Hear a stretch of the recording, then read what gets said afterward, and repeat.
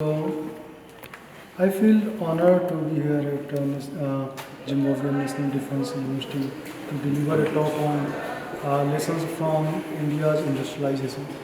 So I give them a talk about how Indian industries developed, and I cover the topic of colonial era and how plant economy was successful in driving India's growth during 1950s and 1960s, and the changes which government of India brought after India's war with China in 1962, and the push which it gave, and also Green Revolution, which was majorly concerned on Indian agriculture sector.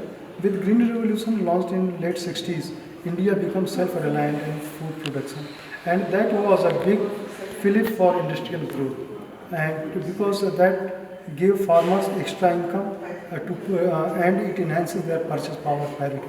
So purchase power is more important for countries like India, which has big market, and it gives incentive for industry to invest more. And then I also talked about difficulties of India during 90s, and that balance of payment crisis led towards liberalization. Then major thrust to Indian industry came after policies of liberalization. How? India reduced its control over industries, private sector was encouraged, public sector was also disinvested, and private sector also tried to participate with public sector, and public sector was not allowed to have monopoly on every sector. Foreign direct investment was allowed on every sector, including those sectors which were earlier reserved only for government sectors. So now government sector and private sector both were competing, and then this competition gave a rise to new industries which were able to compete with the various MNCs. And then we see that Indian brands like Tata Motors, Mahindra and Mahindra, Wipro, Infosys, and many other companies, now they are themselves MNCs, and they are competing freely at home turf and abroad with foreign players and domestic players all together. And so this now that major thrust, but again this post-liberalization, these policies were not enough. So in 2014, when Prime Minister Narendra Modi comes to power, India launched Make in India policy. In Make in India initiative, the economy was more liberalized, as you can say liberalization 3.0, which gave rise to Industry 4.0.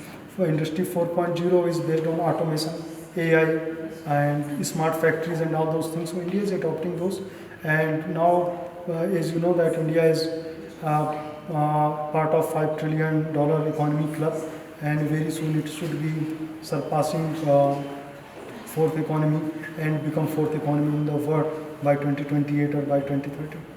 We have many frameworks with Zimbabwe to cooperate with each other, including in the trade, and we encourage Indian private sector to come and participate in Zimbabwe industrialization, and so far results have been very good and encouraging, and there are some private companies like Varun Beverages, ETG Parogate, like Jim Gold, Raha, and Surface Wilmar, Indian joint venture. They have invested, and with some other investment, they have invested around $600 million. Recently, one mining company, they are also trying to invest some $50 million initially. They have met His Excellency President. So we encourage Indian investment in Zimbabwe in products, in manufacturing, and also in mining. And for electricity, we all know that Jindal Power Group is coming to invest in Zimbabwe for refurbishing and operating Hwange power units. So these things are going on, but what we need to do, we need to activate our channels more so that we have more umbrella agreement, more framework, so that these relations can translate into economic relations, boosting investment from India and enhancing bilateral trade between the two countries. Question, can I give you a detailed answer? See, after 90s, during the first decade of this century, there was a bubble burst on world economy, global economy. So, because of Indian engineering institutes, which are called IITs, and management institutes, which are called IIM, India has world-class engineers and managers.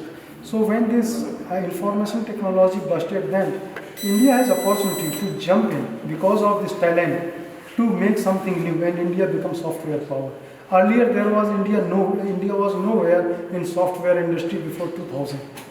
So it is a new and newly gained power. So then India realized that what is the importance of technical education in India. So now India is churning like millions of graduates every year, but they need skilling. So under Skill India mission, so we have developed National Skill India mission, which has centers across various states and districts, where people after their graduation and their technical education also they can come and they can join those institutes and update their technical knowledge so that they are employable in these new industries which are running on smart factories. And India is very happy to share this experience with Zimbabwe. And recently 71 officers from Zimbabwe have gone to India to attend training for the trainers program. So we want to continue that. Thank you.